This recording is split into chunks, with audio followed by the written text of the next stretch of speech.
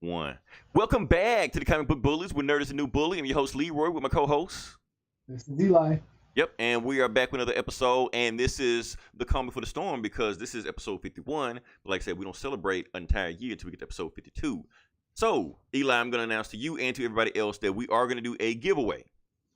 Oh, really? We are going to do a giveaway. I will let you know the giveaway at the end of the episode, and I will let you know the stipulations in order to get the giveaway on the end of the episode. And I'm going to keep it actually discreet. I'm going to keep it it's like an appreciation for folks that have already, listened in and have signed on to the fan page, stuff like that. We're going to just keep it in-house. This is for you, for appreciation. So discreet. Ooh, sounds sexy. Exactly. Eyes wide photos, shut. Autographed nude photos. Exactly. You're getting our fireman calendar poster from Out Here Geekery. So now we can start with the news, and some crazy stuff just happened this morning. Before we get into that, Eli, I want to talk to you about this IHOP stuff. Okay. Have you heard anything about it? Just what you told me. Something about they're gonna do burgers or something. Yeah, they're gonna do burgers, but the thing is, they've actually been announcing this for like the last 2 weeks, and I follow IHOP on Twitter. Don't ask me why. I do. So when they've been announcing this stuff, I've been keeping up with it, and then all of a sudden that P at the end of IPOP, they flipped it upside down to B. So now they're no longer the International House of Pancakes, they're the International House of Burgers. And my whole world just got turned upside down with that P and the B. I was like, wait, what? Like, you expect something to stay the same, and then they just change, and I don't know what to do anymore. I hate change. That's the thing. Are they not gonna serve pancakes anymore? They'll still serve pancakes. Oh, okay. And they've actually always served burgers. Oh yeah. I knew they were like Perkins, but they made good pancakes, and then you could get on some days you get all you can eat and shit. Yeah, and they run certain specials. You can get a whole stack of pancakes, stuff like that. So I know, but it's just the change I don't like about it. Even though technically nothing has changed with the restaurant, I don't like it. It's messed up. So I don't know. I may boycott IHOP or whatever. They'll always be IHOP to me. Exactly. Your mama names you IHOP, I'm gonna name you IHOP.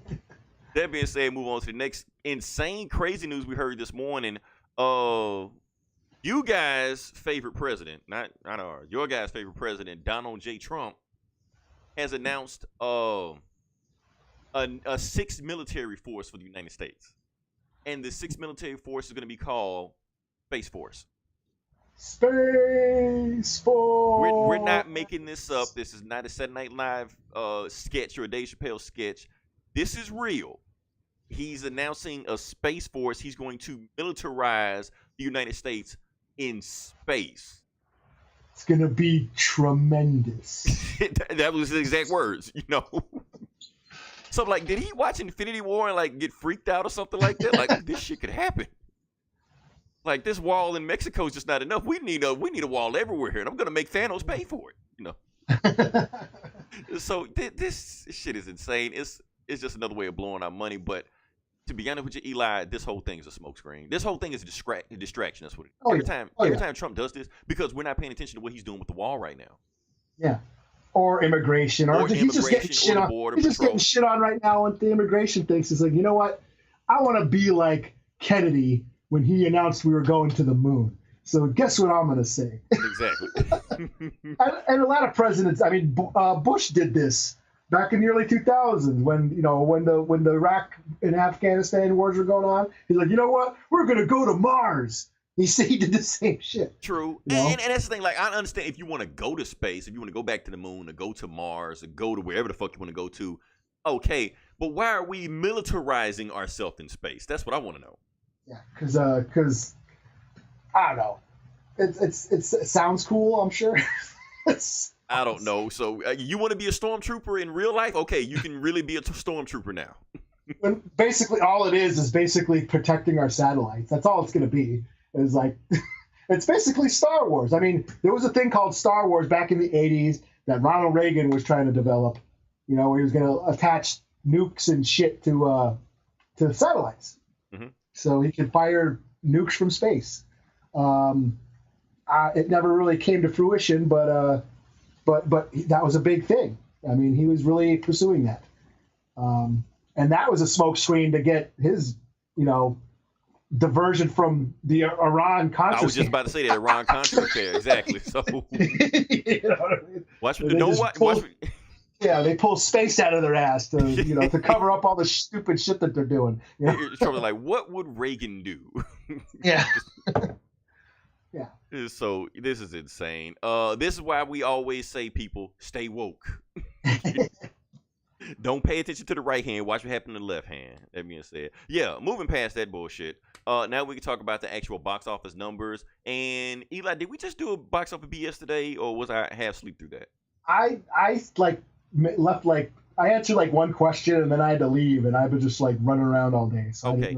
Be on the lookout for that article. Neither one of us have no idea what we said, but we're pretty sure we said something profound. So yeah.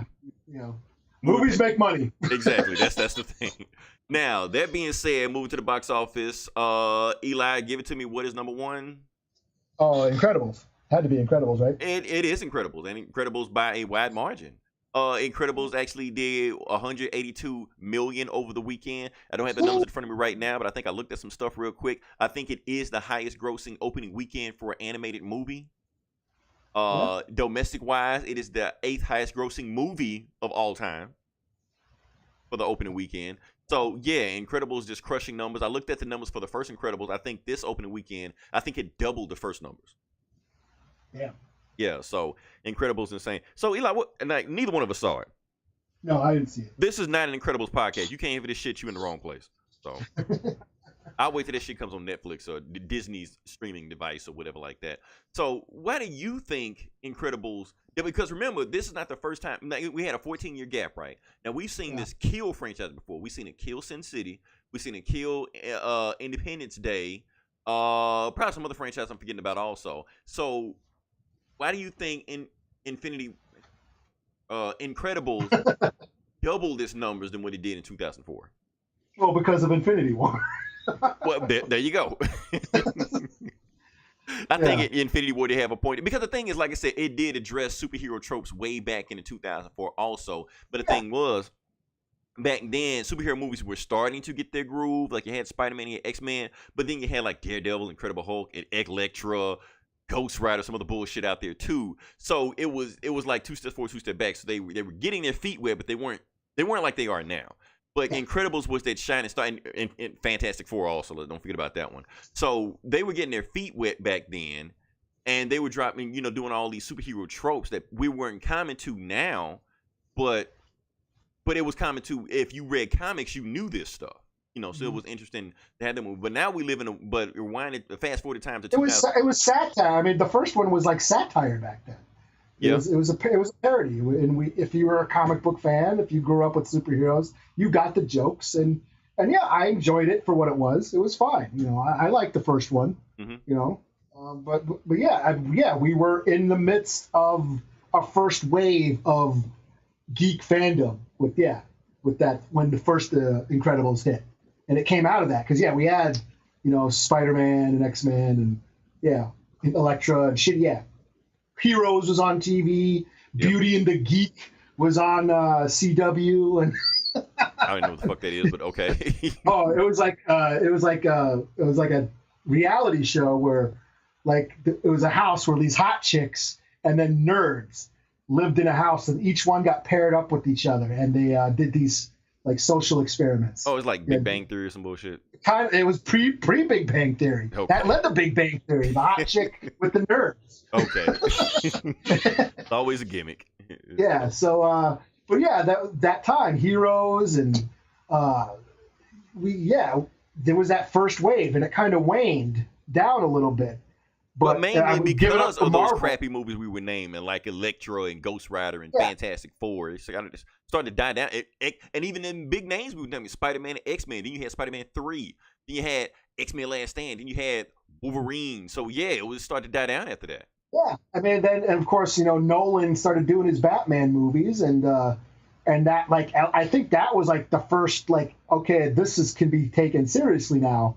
Before, and then right around that time, I mean, Dark Knight and Iron Man came out the same year. Honestly, I think Iron Man saved comic book movies. Yeah. because I it mean, was I- really I- going downhill by then before Iron Man came out. Now, Yeah, Dark 'cause Knight was great, but Dark Knight felt like its own thing. It didn't even feel like a superhero movie. Yeah, and like I remember being totally surprised at Iron Man because by the time Iron Man came out, I'm like, really? They're making an Iron Man movie now? And then I went and saw Iron Man. I was like, holy shit, that was great. Right. And that their history was made right there. And they were even the MCU. They were still feeling it out. You know what I mean? Of course, because the same year you had the Hulk, that Incredible Hulk movie. Yeah, and they're like, yeah. Yeah, and you're like, okay. And then Thor, and then it wasn't until the Iron Man Avengers. 2, Yeah, it wasn't until Avengers, like 4 years later, like, okay, superheroes rule now. Yep, You know? and that blew the doors off. Cause say what you want to about Age of Ultron, but every Avengers movie has hit minimum 1.5 billion a piece. That's insane. Yeah. So now, like we said, the ship rises with the tide. So now Incredibles is riding the Avengers wave. That's why it's doing the numbers that it didn't do back 2004. Because 2004 they were like superhero movies were starting to get their groove, but now we're in a golden age. This is a golden age superhero. Like when people look back at this 20 years from now, they're gonna look like, whoa, remember the time when this happened? Yeah. And when this happened, we don't know if we'll see this again. This is not gonna last forever. But yeah, Infinity War. Incredibles 2 is reaping the rewards of what Marvel is doing. It's all Disney, so it's all pretty good. So Plus, it's a kids movie too. and it's a kids movie too, so you could take your kids to go see this movie, and you take a bunch of kids to go see this movie over and over and over again. Now, what I don't get is these adults just going crazy over this movie. I get the movie came out when you were a kid, and you are a parent now and stuff like that, but I think some of you are going a little bit ape shit over this, just like, oh, any kids get in my way, I'm gonna smack them, get in my way. This isn't for kids, this is for us. Like, no, it's for kids. It still is for kids. Yeah. I don't know. That's Incredibles 2. I'm hearing it's a good movie. If you liked it, cool, whatever. Number 2, let's move on with that one. Ocean 8. I'm gonna come back to that one. We're gonna go past it right now. Number 3 is Tag. Eli, I'm actually interested in this movie. Yeah, it looks funny. It looks funny. They say it's based off a true story, even though it's loosely based off a true story. They show what the real guys look like. None of the guys look anything like John Hamm or Jeremy Ritter. They're not as hot as they right. are. They're not how. Oh no, these guys are not like that. So they look like middle-aged men who still play tag. Exactly.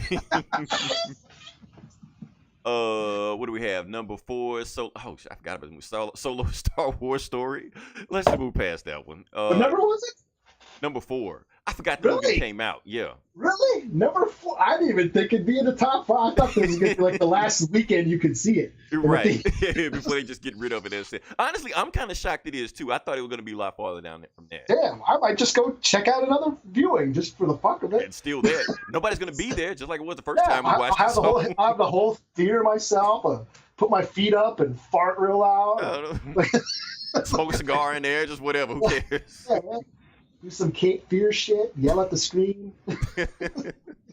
Number 5, Deadpool 2. Oh, that's nice. Still in there. Number 6, Superfly. Now, Eli, I'm gonna just go ahead and address mine. Is that out? It's out now. It's out now. I've been waiting to save my opinion on Superfly until it was time to address Superfly, and now it's time to address Superfly. Personally, I don't want to see this movie. Back in February. Well, then you're racist. You're not woke. I'm not woke. I'm not racist. I guess not. Because look, back in February, I went to Wakanda. I saw what we could be. Now you giving me this shit again where we're back being pimps and hoes and drug dealers and shit like that? Nah, fuck that, man. Fuck this movie.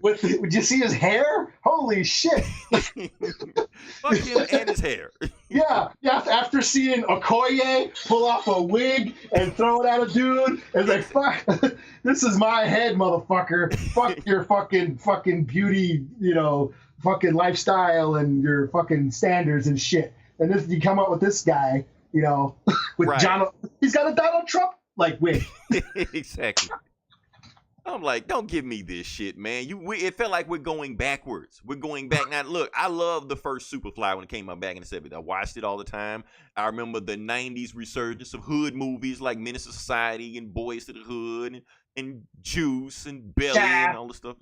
Yeah, I remember all this stuff. I liked all this stuff. But that was then. This is now. We can't keep going back to the same well over and over and over again. We need more movies because, again, to the point that when all the images you see in TV, that kind of is a bad reflection on us. So yeah, we need to get rid of movies like Superfly 2.0 and whatever the fuck this is. Fire stick this shit. If anybody listening, you want to see the movie, fire stick. That's what they made it for movies like this. Oh, wait, this shit come on BET or whatever. I don't give a fuck. Anyway, next we got Hereditary. Don't know what that is. I hear it's the scariest movie of all time. Yeah. Yeah, ghost story. Yeah, cool. Don't care.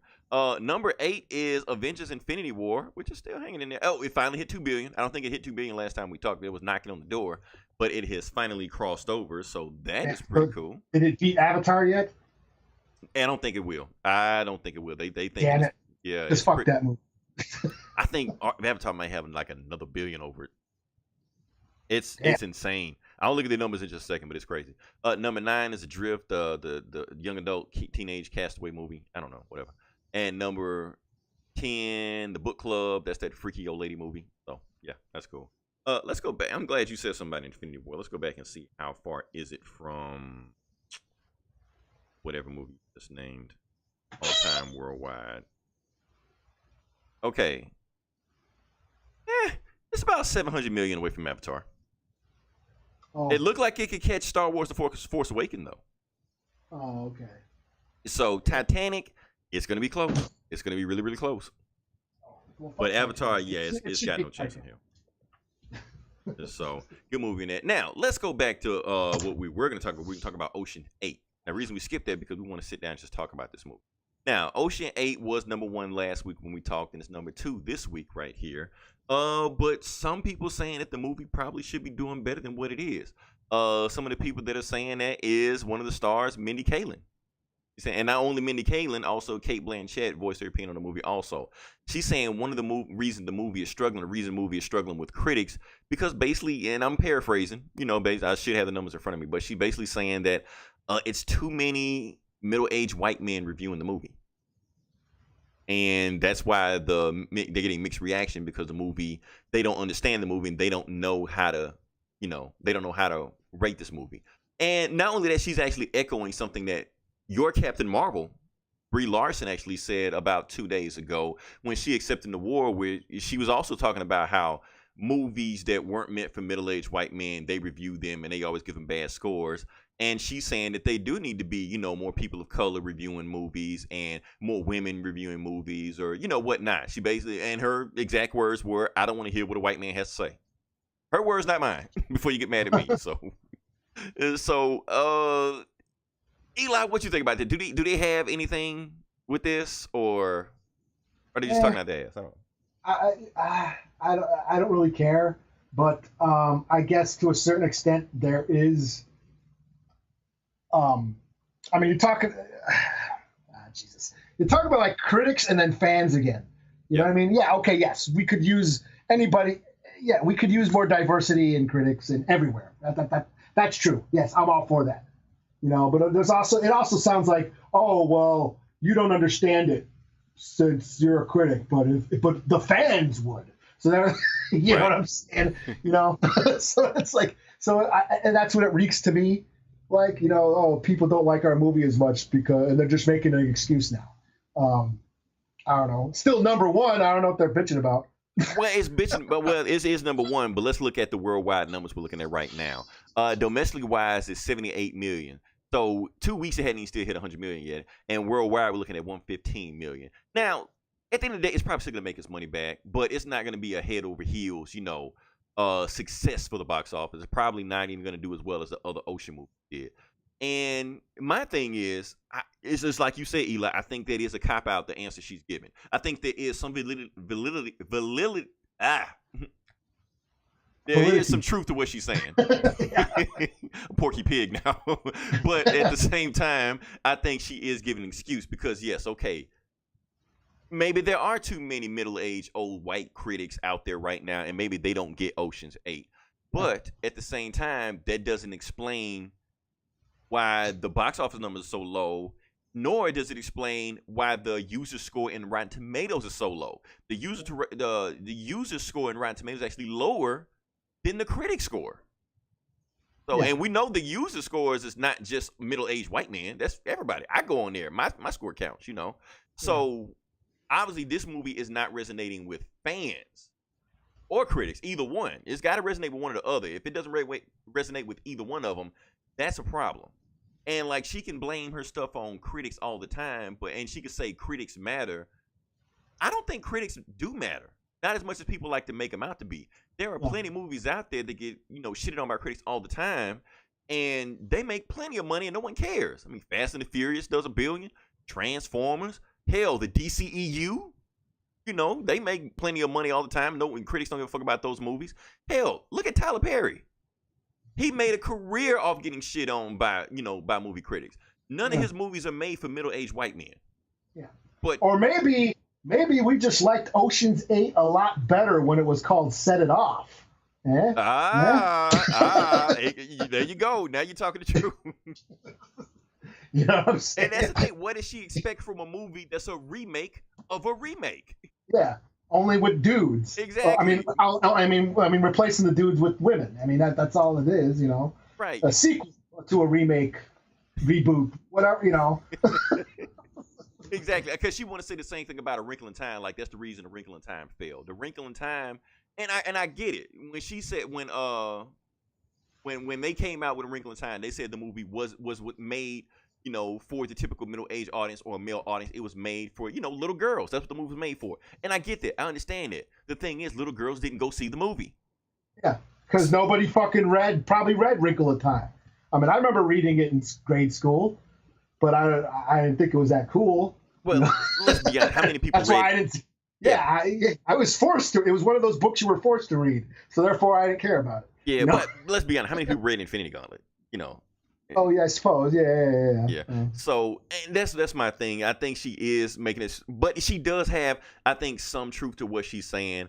That some people, and I think some people got mad at what she was saying because they're saying, no, if you make a good movie should be be available for everybody, or everybody should be able to enjoy this movie.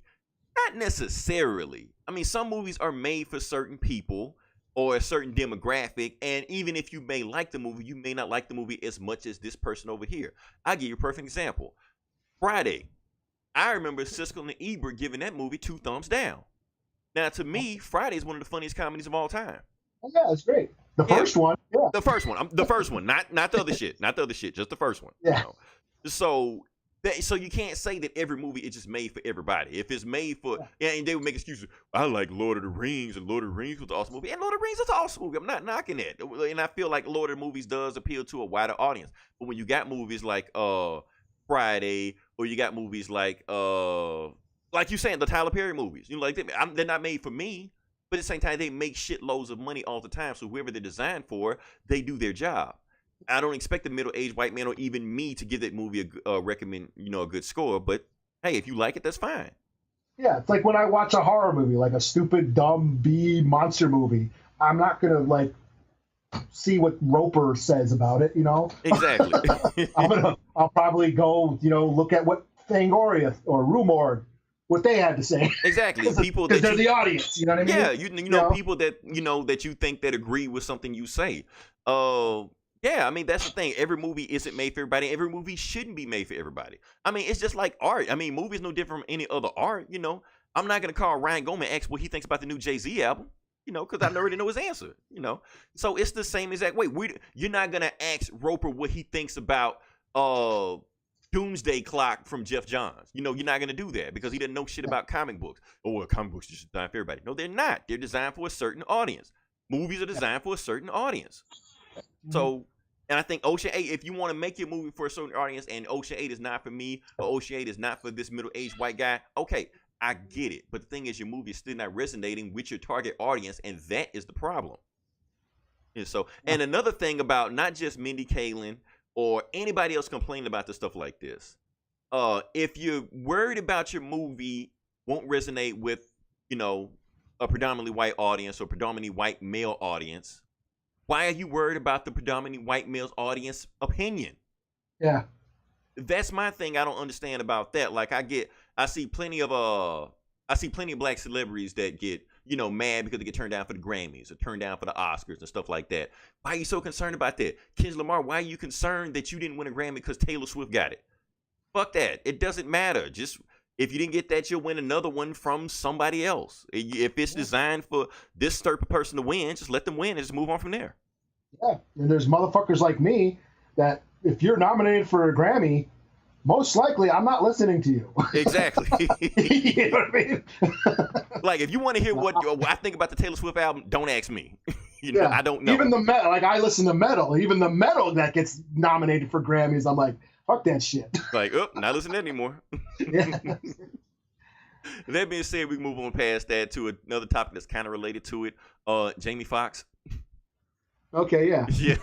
Like I said, for people that heard this story is kind of crazy, and I almost wouldn't talk about it, but because it's Jamie Foxx, we have to talk about it. So apparently, Jamie Foxx has been accused of, how can I put this? He's been accused of slapping his penis in the face of a woman. Wait, hold on. That's worded all wrong. Like he slapped his penis with a woman's face, or he slapped a woman's face with the penis. I'm trying. I don't know how that. I wasn't there. I don't know. All I know is that somebody got hit in the face with a penis. That's all I know. Yeah. Like he grabbed the woman's face and like hit his dick with it.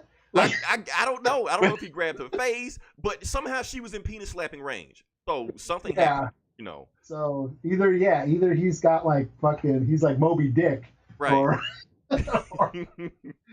Or yeah, someone was standing in the wrong place. Right, exactly. I mean, all I know is that if a penis is in your face, you don't want to get slapped in the face with a penis. You should be pretty easy to move out of the way. You're too close. Yeah, you're too standing close to a penis, right? Unless he's like you're Jackie invading Chan. Somebody's private bubbles. Yeah, is he Jackie Chan and Jet Li? He did like a jumping hurricane kick with his penis or something. I don't know. You know. It's funny. It's like that's like one of my favorite jokes. You know, like beat the shit out of him with my dick. You know. Did Jamie Foxx really do that for real? Like, holy shit! Did he penis whoop her? You know? Yeah, he might be my hero. I told you 1,000 times. Like, did he seriously beat her or something, or he slap her, or what? You know? Did he leave a mark with the penis or something? You know? I know shit. But my favorite thing that I saw about this is I saw a meme. It says it's the Twitter or something. Jamie Foxx Twitter. It says I deny hitting a woman with my penis. And then it shows a picture of Django. The D is silent. The D is silent. I was like, great. You know what? Right with the internet, like, I'm like, I like, damn, the internet sucks nowadays. But then all of a sudden, they'll drop a gem like that. Like, oh, that's why I keep coming back. Every now and then you'll see something like that, you know. Yeah. So, like I said, the reason we're talking about this, even though because it is comic related, because we just found out about 2 weeks ago that Jamie Foxx is going to be the lead in Spawn. He's going to be Al Simmons' Spawn in that movie. Now, what we've seen is that basically Jamie Foxx just got Me Too'd. That's basically what happened. So, if the Me Too movement gets a hold of this, what might happen? You know, could he be removed from Spawn? Could he be removed from Django? Like, we've seen some crazy shit happen, you know. We don't know what happened. He may not work again. He's got this BET award coming up that he's supposed to be the host of. They may remove him from that. We don't know because, like I said, this thing is kind of getting out of hand. Yeah, so, I mean, because, like I said, I'm not 100% sure if I'm sold on Jamie Foxx being Al Simmons, but I don't see him removed off the project for this. You know, that's dumb. Especially since we can't prove whether or not she got hit in the face with a penis or not. I mean, it really boils down to, you know, his word against ours. But at the same time, you know how this stuff starts. Okay, he got slapped in the face with a penis. How do we know if another woman hadn't got slapped in the face with a penis and she comes out to Jamie Foxx, you know? Or he's just slapping just everybody in Hollywood with a penis. You know, we don't know. That's how this stuff starts. Starts with one accusation, then just builds from there. Yeah. So, I don't know. It's like you said, Eli. You said this shit, I think, last year. Like it was a slippery slope. Yeah. So Yeah. It's. I don't, I'm not gonna say nothing anymore. I probably said too much. you don't want to get yourself in trouble. Got you. Like, hey, I know what you want to say. I didn't even know that was wrong. Oh shit! Now moving past that, you want to talk about the Samuel Jackson shit, or we want to breeze past that? Talk about it. Okay. Oh, let me pull up the tweet. Let me pull up the tweet. Okay, so Samuel Jackson got in trouble also for some stuff he said, and I actually got the tweet pulled up, so I'm gonna tell you exactly what he said. What he said is, must have a party at the White House. Mitch, shit, it just got away from me. Okay, here we go. Just had a party at the White House. Mitch, Paul, Rudy, and others were spotted wearing knee pads and carrying knees lined up outside. Happy birthday, clown face, shit. And he's got a picture of a girl holding after dick mints. So, yeah, so apparently he got in trouble for being homophobic. So, yeah. So we're not supposed to laugh at this, right? Jokes. We're not allowed to laugh at this. So if we laugh at this, we're wrong. Yeah. Yeah. So it's a day and age, man. The only thing that's funny is internet cat videos. That's all we're allowed to laugh at now. For now, they're gonna find something wrong with that shit later on too. Yeah. They're abusing the cats. Yeah. Yeah. So I don't know what's gonna happen next. Moving past that, we talk about something a little bit lighter. Let's talk about DC. Okay. Bunch of stuff happened over at DC. We got a bunch of shakeups going on. Now, before we get to the good stuff in DC, let's talk about the main stuff going on in DC. Actually, no, some really, really big shit happened in DC. Now that I thought about it, they just got bought out. Oh, okay. Yeah, they got bought out. So AT&T just completely bought Warner Brothers. And we didn't know what was going to go on with that whole deal because basically AT&T was trying to buy Warner Brothers, but they thought the government was going to step in and stop the deal. And if they stopped the deal, Warner Brothers basically was going to have to be forced to sell their whole company for parts. You know, the studio, Warner Brothers would went over here, CNN would have went over there, HBO went over there, and DC might have went somewhere completely different. It would have sold it for parts. But since AT&T bought Warner Brothers in entirety, they're pretty much say they're just going to let them just, it's business as usual. Just everything's going to go on the same way it's been before. So that's a good thing. Well, that may be a bad thing because AT&T also owns DirecTV. Now they own Time Warner Cable, and now net neutrality has ended. So this could be a bad situation now that we're thinking about it. But like I said, that's something we would deal with later on, when we have chips in the back of our head. So for right now, let's talk about DC. First thing happened in DC that Jeff Johns stepped down as CCO, Chief Creative Officer, I think that is. And he stepped down and Jim Lee stepped up. So Jim Lee is now Chief Creative Officer at DC. So if you thought he wasn't drawing books before, you're really not going to draw shit now. Yeah. So just stop reading the Invincible. What are they called? Invincible Man, or what are they called? Who's reading that shit anyway? I'm glad you brought that up because that whole new age of hero shit, was that just a 2-issue thing or something? Because I haven't heard anything about any of that shit. They're still going on as far as that Silencer. I haven't read it in a couple while. I haven't seen any of that stuff. Silencer, Damage, and Spider Boy, whatever the fuck that dude's name was. Invincible Men or Invisible Men. What are they called? I don't know. It's like that shit just came up and it was out, and then it's just like, okay, we did it. Jim Lee was drawing. Jim Lee was drawing. Yeah, it was like a fake image book. Yeah. Yeah. So that happened. But moving past that, like I said, Jeff Johns has stepped down to CCO, and basically Jeff Johns has basically a bigger role in the movie side. Now, the first thing I was worried about, Eli, okay, now he stepped down, is he going to finish Doomsday Clock? That's what I want to know. I need my Doomsday Clock. And apparently he's going to finish Doomsday Clock. He's going to finish that. He also has another book coming out called something. But anyway, it's called Three Jokers. So remember last year, the year before? Oh, yeah, that's right. Yeah, remember he dropped that stinger where Batman found out about who the Joker really was. He found it was 3. So apparently he's going to write that book. We're going to find out who were the 3 Jokers or whatever the hell is going on. So he's going to finish up on that story. So that's cool. He basically has his own studio now. I don't know the name of the studio. I have to look it up. But the main thing that's coming out of the studio is that he confirmed that he is writing the script for the Green Lantern Corps. Oh, okay. And not only that, he also confirmed that it's going to star Hal Jordan and Jon Stewart. So it's going to be like Lethal Weapon in space. Oh, well, that's what they were always talking about. Well, you know how DC is. They say one thing and then we get Justice League. you know. And so who knows that was supposed to be 2 parts, yeah. Yeah, so who knows what the fuck is going on over there? But apparently that's what's going on. And Eli, I'm excited because the thing is, like I said, Jeff John, like Green Lantern has been around for like 100 years, whatever, like that. But none of Green Lantern fucking mattered before Jeff Johns got his hands on it. Like Green Lantern, as far as I'm concerned, never even existed. All that story is just throwaway until Jeff Johns got his hands on it and completely reinvent the character. So if he's gonna be writing the script, I'm all for it. Like I said, Green Lantern is his baby. I don't care what came. Run? You said what now? Is that the New 52 run? No, not the New 52 run. The run before that, it was Green Lantern Rebirth. You know, where the Red Lanterns and the Blue Lanterns and the Yellow Lanterns and Hal Jordan came back. And... I'm not like keen on Green Lantern. Oh man, shit. You gotta read it, man. It's fucking awesome, man. It's awesome. It's the first time Green Lantern was ever actually awesome. So he brought all this shit like the Sinestro Corps and, you know, the other color Green Lantern. So he made Green Lantern awesome. So obviously, if he writes the book, he's going to put his stuff in there. Because like I said, he has writing credits on Wonder Woman also. And there were certain scenes in there that came from books that he wrote with Wonder Woman in it. So I already know that he's going to adapt it as close as he can, you know, to what we're getting now. So like I said, it's his baby. I want Green, you know, nobody else but Jeff Johns touching this. And I hope when it actually goes to production, they stick to his script as much as possible. Because that's where this shit gets screwy. When the director thinks he knows better. You know, just does whatever the fuck he wants to do. And that's when the shit goes sideways. So hopefully stick to Jeff Johns' script. And I love it because Jeff Johns finally has the say-so. So now he can't blame this shit on anybody else now.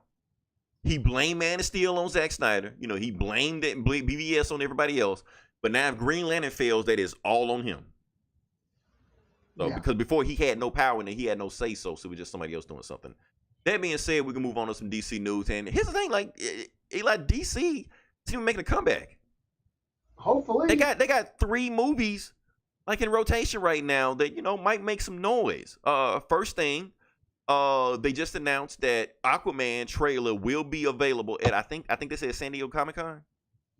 I thought it was supposed to be this week. No. When's that MTV shit? It won't be there. I don't know. I think the MTV shit is tonight.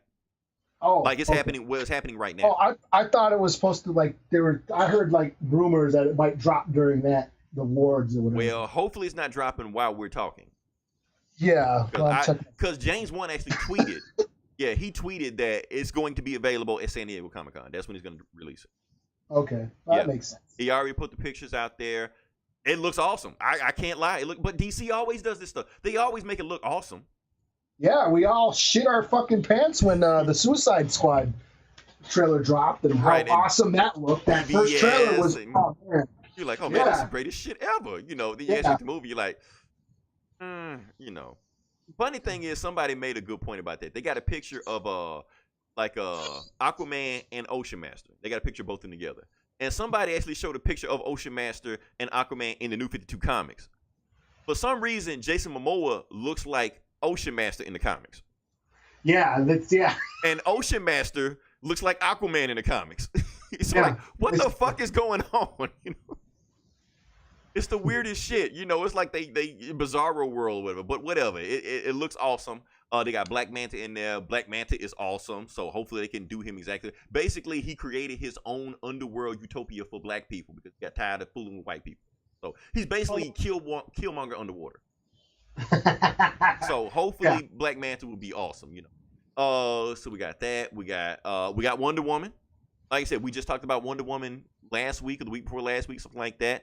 It's going to be set in 1984, just like we said. We got a quick shot of Steve Trevor. Steve Trevor is back. Yeah. And it's not a mirage or a ghost or anything like that. Patty Jenkins actually tweeted, Steve Trevor is here. You know, he's in some kind of like Grand Theft Auto tracksuit or whatever like that back in the 80s with his members only jacket. You know, walking in a mall. For you kids that don't know what a mall is, you know, they're throwing that shit down left and right. So, and they got Gal Gadot wearing her 1980s outfit that Linda Carter actually wore in the Wonder Woman show. So I thought that's pretty cool too, you know. Yeah.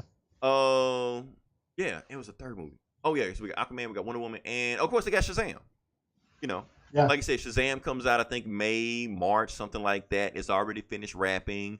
They show like one clip they show one picture of him. I think the picture looks pretty good. I think that movie is gonna do pretty good. So DC is under a new regime right now. This is the new thing they have going on. So, like I said, if Aquaman is a hit, and Wonder Woman is a hit, and Shazam is a hit, they're back in the game. Yeah. That's how I feel. I think they're back in the game when they. I think they're, if they just do cool movies, just concentrate on doing good movies instead of trying to set shit up. You know that's exactly what the writers of Infinity Wars just said. Exactly what you just said. They was on the Kevin Smith show and they asked those writers how would they fix DC. I was gonna. When do I work next? I was gonna listen to that. Yeah, I listened to it last night. So yeah. And they asked them a whole bunch of questions. It was interesting. Like they're gonna make their own studio and stuff like that. So yeah, they asked them and they said exactly the same thing you did. Like stop worrying about this entire universe and just concentrate on one movie to make a kick-ass movie. Like Marvel was able to make their stuff because they had to make the characters nobody knew about. They had to make good movies from them. Like nobody gave a fuck about Iron Man or Captain America or Thor, so they had to make good movies from them. They didn't have Spider-Man and X-Men and stuff like that. So since they was forced to make a good movie out of Ant-Man and Doctor Strange, they just make a good movie. And they saying that's what DC kind of like. If they take one of their unknown characters and dig deep and try to make a movie from them, they'd be successful. They even quoted a line from Justice League that Batman said. You know that line, save one. After that, you'll know what to do from there. They basically said that like just do one. Just make one good movie. Well, that's what they're doing on the CW. Like all those shows are great. And they're from lesser known characters. Right. Because they're forced to, dig into their mythology and forced to make a good show instead of just relying like, oh, it's Superman. Oh, it's Batman. You know him. Yeah. Take it from there. No, it doesn't work like that. You still have to do the groundwork. Yeah, you still have to make us give a shit. Right. I mean? You just can't say because I'm Batman, I should give a fuck. No, it doesn't work like that, Yeah. So, that being said, we can move past all that. We can talk about the video game section and the video game section we got going on. Eli, did you watch any of E3? I saw that Resident Evil, the new Resident Evil 2. Oh, yeah, that shit. Yeah, the new Resident Evil 2, the same one that came out 20 years ago. Shit looks awesome. I don't give a fuck. Shit looks awesome. That's like one of my favorite games of all time. Mine too. It's up there. That game is up there. So I almost like, I don't know. How do you feel about that they changed the camera angles? Like they're gonna do different stuff with, so it won't be an exact remake. Yeah, I'm cool with that. It's because that was hard. Learning how to play Resident Evil was hard, But it was. I mean, once you did, it was like you were watching a movie, like you were living a movie because of the different angles. But yeah, I think it's cool. It's just it's a free roaming, not quite a free roamer, but yeah, it's the third person now. So, but yeah, I might get that. Yeah, like I said, that game looks awesome. I'm trying to think what else I saw. I can't remember anything I saw except for one game, and that was Spider-Man. That shit looks awesome. Okay. They showed Spider-Man actually fighting the Sinister Six, so I'm ready for that. Damn. There was a bunch of other shit over there, but I can't remember any of those. Oh yeah, Kingdom Hearts. That for some reason that's the number one game everybody cares about. Am I missing something with that, Eli? It was my kid had that on his Game Boy. Like what's the big deal about that? What's the thing that came after the Game Boy? I don't know. I thought people were hyping up the handheld thing with the 3D. The 3DX or 3DS, Nintendo 3DS or whatever, DS or whatever. Whatever that thing is. Okay, because people were hyping that thing up like, oh, it's going to be the greatest game ever. So I'm thinking like, since it's going to be Disney property, okay, like Star Wars, Luke Skywalker's going to be in there. Marvel's going to be in there. They might throw Spider-Man and Wolverine and Cable and shit like that. So I'm thinking that. Nope, it's just like Donald Duck and Goofy and shit. I'm like, I'm going to play this shit. It's the shared Disney universe. Like, I don't... Now, Yeah. So like, that's a waste of time, So... Well, if you're into that shit, yeah. I guess. I don't know. Hey, if you like it... I was never into Disney movies, really. Like Disney as far as Mickey Mouse and all that shit. It's just like we talked about the movies. Every game Snow is made White, for everybody. Cinderella, I did see The Lion King at one point. I guess. I think Jack Sparrow my niece was really into, Aladdin and Beauty and the Beast and all, Cinderella and all that. Well, see, that's the thing. Disney was always had the female, girl demographic. That's why they bought Marvel, because they wanted to get the boys. Yeah. That's true. They tried Power Rangers back in 2000, and then they gave that shit back, That being said, I got nothing else for video game section. When I start buying more games, I'll start streaming and let you know stuff like that. That being said, can we move on to the part that pays the bills? Sure. Okay, like I said, this is the part that we were going to talk about the comic books that came out last week, and like I said, there was a bunch of books that came out. Eli, I know you read some stuff. I know I read some stuff, and I guess I'll start off with what I want to talk about. And yeah, I guess I'll start off with Man of Steel 3. All right. Yeah, and the thing is, Eli, like Man of Steel, like Bendis is killing it right now. Like Bendis is making a book that I can't wait to read. I haven't felt like this in a while. Like, oh man, I want to know what happens in the next book. It's been a while since I had a book like that. I think the last time I felt like had that feeling was doing the New 52 Scott Snyder run. Like when he was doing like the end game shit and all this stuff like that. So it's awesome. But anyway, move past that. Let's go to the book and see exactly what's going on. So basically, how the book starts off is that we get a wide shot of planet Earth, and of course, we see something crash directly into the Arctic. And when I mean directly to the Arctic, they mean it crashed directly into the Fortress of Solitude. And when we look up, it is Rogol-Zar. Rogol-Zar crashes directly into the Fortress of Solitude. Breaks into it. He sees intruder, and it turns out it's Helix. Now, if you've ever seen Man of Steel, Helix is the robot from Helix. And hey, can you hear me? Yeah. Okay, I guess some kind of weird feedback. Anyway, so yeah, he sees Helix, and Helix attacks him because that's what he's supposed to be there. He's like the bodyguard of this Fortress of Solitude, and Rogol kills Helix, like just breaks him in half, just destroys him, shit like that. And then he just starts just wrecking the Fortress of Solitude, just destroying everything in his way. And then he sees Kandor, the little shrunken bottle city of Kandor, and he walks towards it. Before he walks towards it, we cut to another scene. We don't know what happened with Kandor at that point. We cut to this burned down building in Metropolis. Oh, another burned down because, like I said, it's been a series of burned down buildings in Metropolis, and they think it's arson, but they don't know for sure. So you got the fire chief, Chief Moore, the girl Moore. She's walking around with a flashlight looking to see what's going on, and she shines the light on Superman. Superman is standing there in the darkness and he says, "Oh, I didn't mean to scare you. I didn't know. I keep forgetting humans can't see at nighttime." And then he said, "Oops, I didn't mean to say humans. I didn't mean it like that." Well, you telling me about these arson things, and you telling me you can't find a pattern. So I decided to bring somebody that I thought would have a pattern. And she's like, "Well, who?" And then she turns her flashlight, and it's Batman. She's like, "Oh shit!" And she gets scared like that. And Superman's like, "Come on, Batman, that wasn't right. I didn't scare on purpose. You tried to scare on purpose. Why'd you do that?" And he just looked at her, "Because I'm Batman." So while he's doing that, he decides to pull out his bat utensils and bat equipment, stuff like that. And he started scanning. He was like, "Okay, well, this arson right happened here. Do you have a map or stuff like that?" So they already figured out the stuff right now. But while they figured it out, and then Batman looked at Superman, "Can you do something useful? Can you use your X-ray vision to find something's going on?" He like, "Sure." But while he's scanning, he hears an alarm. And the alarm he's hearing, he can tell is far away. And not only is it far away, it's designed for only him to hear. So in the middle of their investigation of the fire, Superman just zips off, just takes off. And Batman is still just in mid-conversation, and so we're going to keep on finding out what happened to the arson and try to check the building. And the Deputy Moore was like, Superman just flew off. Don't you think that was kind of weird? And Batman's like, "Look, I've been with this guy long enough that I know when the nicest person in the universe flies off without saying bye, it's probably for a good reason." And he just goes back to work and just keeps going on what he's doing.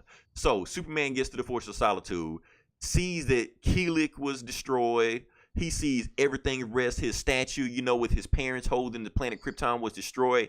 And Superman just starts crying. Like, he breaks down. He was like, "This is the last of my people, and somebody destroyed my stuff," And he hears a voice saying, "What the hell are you doing here?" And he looks up, and it's Supergirl. He was like, "Cal, who did this? Like, who even knows you have a Fortress of Solitude? Who is powerful enough to destroy your Fortress of Solitude? That doesn't make any sense." He was like, "I don't know, but whatever it is, it must be a trap." And something happened to Kandor because I can't find the city of Kandor. So what I'm gonna do, I'm gonna go back to Metropolis. You go back to where you need to go. Make sure your people are safe. And when you get fixed or you get everything taken care of, come find me because I'll be in Metropolis. And before he flies off, Supergirl asks him, "Well, what about Lois and John? Are they okay?" He doesn't say anything. He just flies off. So Superman flies off. He goes to Metropolis and he scans every single building, every single street, everything in Metropolis in like the next 2 minutes. He looks around. He looks at his own apartment. He's like, "Okay, everything's fine. Plus, nobody's been there anyway." So that's the twice they keep making references that something happened to Lois and John, but nobody's making a reference about what happened, But anyway, he looks around. he tells Batman, "I need you to go find the Justice League because whatever's happening, it's about to go down. It's about to be really serious." So he goes to the Justice League, find them. While Superman is flying around, he gets hit by a beam. Just gets hit in the chest, but it gets hit so hard he feels it. He like, okay, whoever this is a real player. And then he gets hit again and starts tumbling almost next to a building. And right before he gets there, Supergirl catches him. He like, didn't I tell you to take care of your people? He's like, I had no people, Cal. You're my only people. Let's go. Let's find out who ass we need to whoop right now, who destroyed the Force of Solitude. Let's go do it. And they turn around and look, and it is Rogozar standing right in front of them. And that's how the book ends. So, yeah. Damn. Like I said, a lot of action-packed stuff in there. You got Superman crying for the first time. I wasn't expecting Helix to die, because like I said, he's been with the book since the early 80s. Bendis said he's going to put Supergirl in there. The Kents are gone, so I don't know where the hell Lois and Superboy are. A lot of stuff going on. I like this book, but I know the interesting stuff is coming next issue. So I'm gonna give this book give it a 4 out of 5. It's still keeping my interest because I still got to know where this book is going. But yeah, it's keeping my interest right now. So cool. Mm-hmm. All right. Well, since we're on DC, I guess I'll go with my DC book, and it's the Prelude to the Wedding, Part 3, Riddler versus Batgirl. This book was alright. It's basically Batgirl solving a bunch of riddles and finding a bunch of people that the Riddler kidnapped and hid somewhere. And basically the point is, I think he was trying to get her to fall in love with him, or see if he could fall in love with her, or basically spark some sort of romance with her. And at the end, basically, she calls up Nightwing and asks him if he wants to get coffee. Okay. She finally finds the last hostage, and it's a baby, and he's holding a ring. And then but it's a baby, and he goes wing, like he pronounces it wing. So that's like a hint as Nightwing, because there was a conversation. She was talking to one of her girlfriends at the beginning of the book, talking about Dick Grayson and shit, and so there was like a hint that she might have a crush on him or something. And then at the end of the book, when she finds this this baby holding the ring, and he says wing, I think it was a hint that Nightwing. So the book, she finds the Riddler, beats him up. Of course, he escapes. And then at the end of the book, she's talking to her girlfriend again, and they're talking about Nightwing. And then she decides to call Nightwing. Says, hey, you want to go get coffee sometime? And then the epilogue, it shows the Riddler waking up. Somebody beat the shit out of him, and he's all like waking up. He's coming to. He's like, oh shit, what the hell happened? And he looks up, and Harley Quinn's standing over him. So apparently she beat the shit out of him and kidnapped him, brought him somewhere. And then for some reason it says to be continued. What the fuck was it? It's Arsenal versus Red Hood. Is that who? Or Anarchy? No, Anarchy versus Red Hood is the next. Yeah, I was going to say, because Arsenal don't have anything to do with that, but Anarchy makes sense. Okay. Yeah. Sorry. And that's about it. And I was just like, what? I don't think I'm going to read these anymore, because they're not really going anywhere. They just seem to like hyping up the wedding. Yeah, I mean, isn't that book like next week or something? Something, and it's like, I thought there's like really no point to these stories. They're really not. There's really no plot point. You're not finding anything more out about characters or just, there's nothing really about Batman and the wedding and any of that shit. It's just, a couple of stories with some of the Bat family doing some like offside shit. And it was, I mean, it's not a bad story. It's just, it's just like, what's the point, I guess, and it's just like, you're just making me buy a book, aren't you? You're just making me pay for more books. More of those crossovers, that's all. Yeah. There's really nothing to do with the wedding, but so yeah, I give it a 3 out of 5. I mean, it's a nice little side story of Batgirl, solving Riddler riddles and shit. But other than that, there's really no point to it. It really doesn't further any of the mythology. It doesn't build upon the overall story arc of the wedding or any of that shit. It's just another side story that doesn't really go anywhere. And maybe she might, hook up with Nightwing. Maybe, I don't know. Hey, but she I don't did care in either. the old, in post-crisis. So Yeah. So either way, I don't give a shit. So that's there. There you go. well, not a glaring review, but okay, yes, sounds like a normal crossover. Yeah. Next we have. I'm trying to see which book is this one. Oh yeah, so we have The Flash 48. So yeah, I guess this is the second Flash book I've read in this series. Cause like I said, we did the